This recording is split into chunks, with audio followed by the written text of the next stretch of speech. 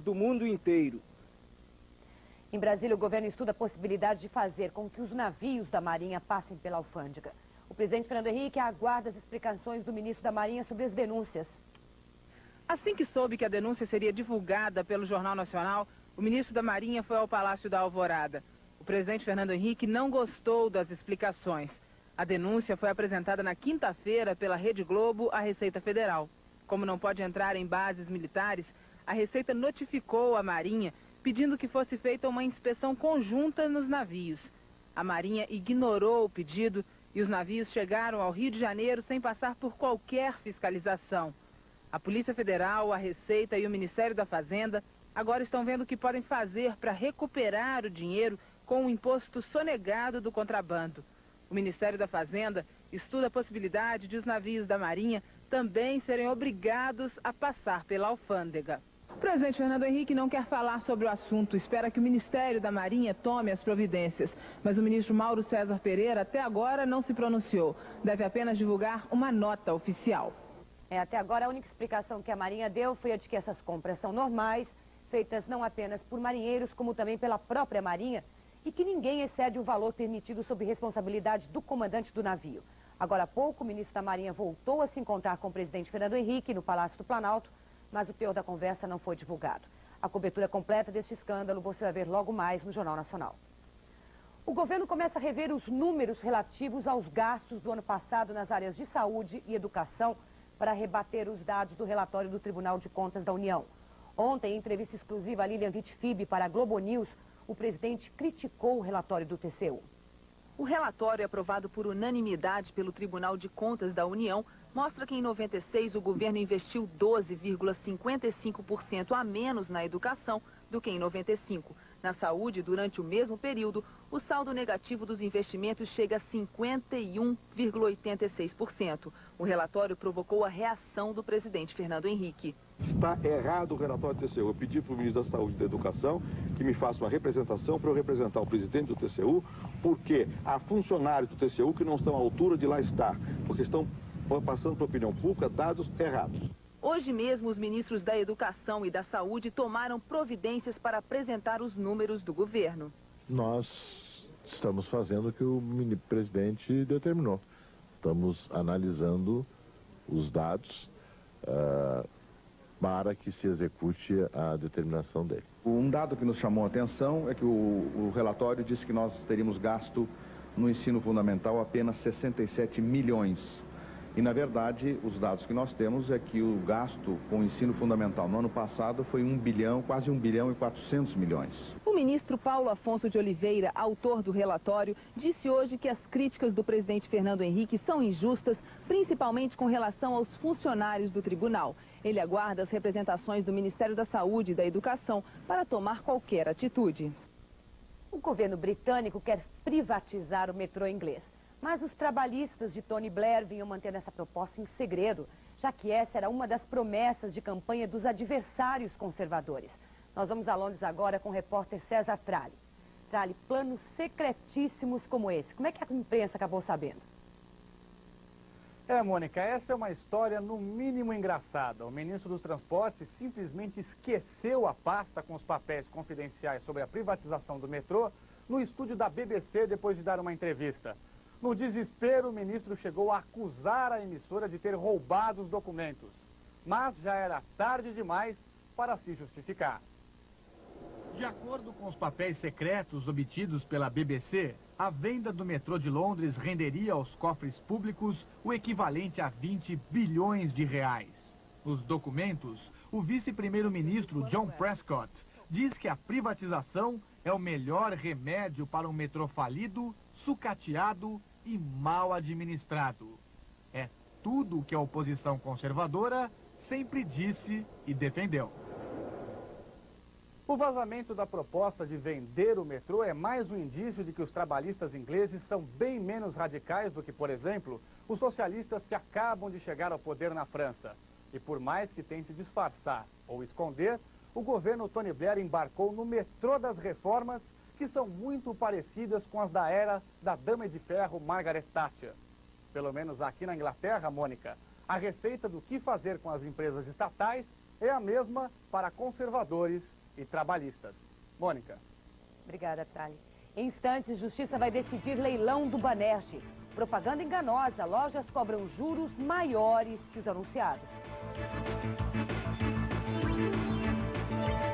A Colinas do Para ajudar na exploração da Lua e de Marte.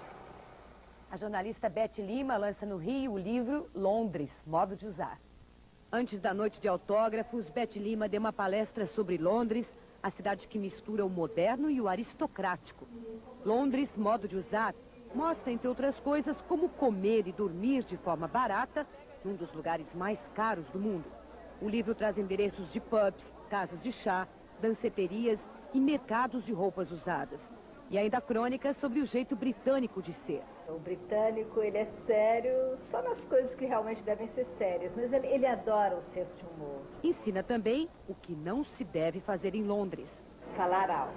A única hora que o britânico grita é no jogo de futebol.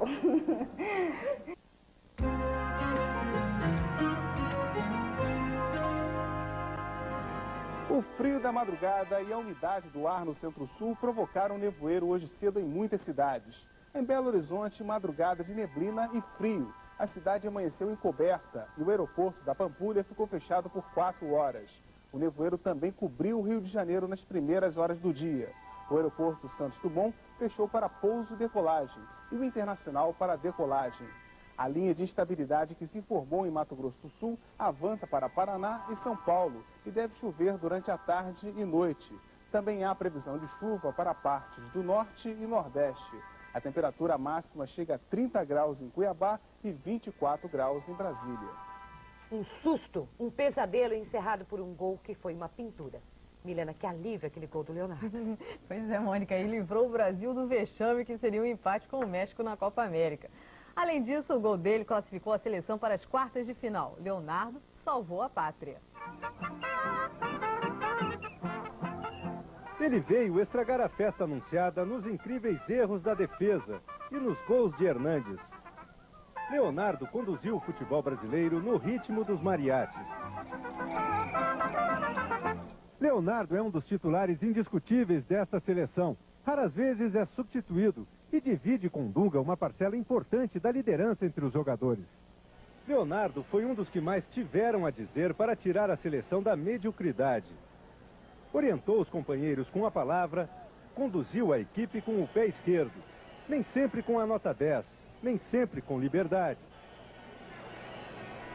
Contra o México, quase nada deu certo para ele e não precisava. Um só momento foi o bastante.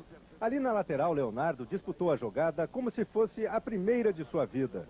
Recuperou uma bola que parecia perdida e criou a surpresa. Foram 90 minutos em 6 segundos.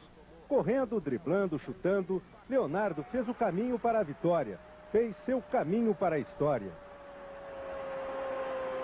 Realmente eu fiquei muito feliz. Acho que são esses momentos que a gente guarda, quer dizer, quando a gente olha para trás e vê a história que aconteceu, momentos legais. Leonardo esperto tomou, aí no Léo, saiu de 3, bateu pro gol!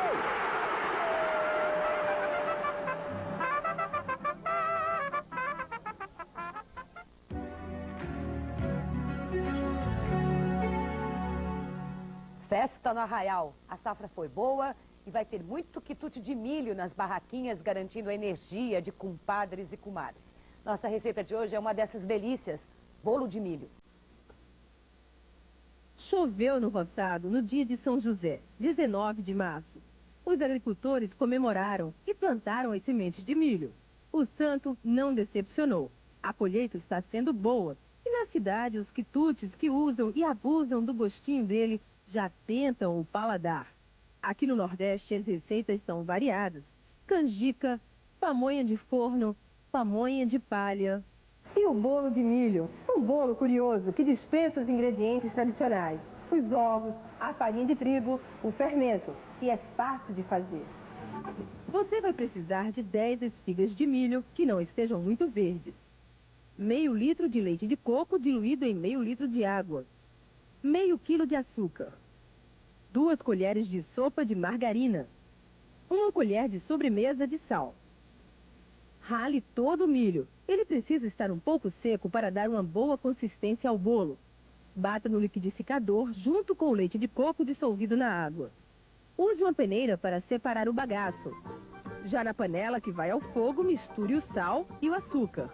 Fogo alto, mexa sem parar. Quando a massa estiver bem ligada, acrescente a margarina. Numa forma untada, leve ao forno. 1 hora é suficiente para deixar o bolo de milho dourado, com jeitinho nordestino e gosto de fazenda.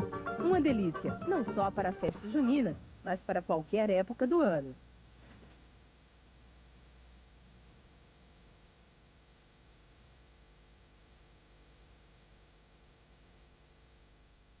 Bom, boa tarde para você e até amanhã. Rede Globo, São Paulo. Assista agora. Video Show. Classificação livre.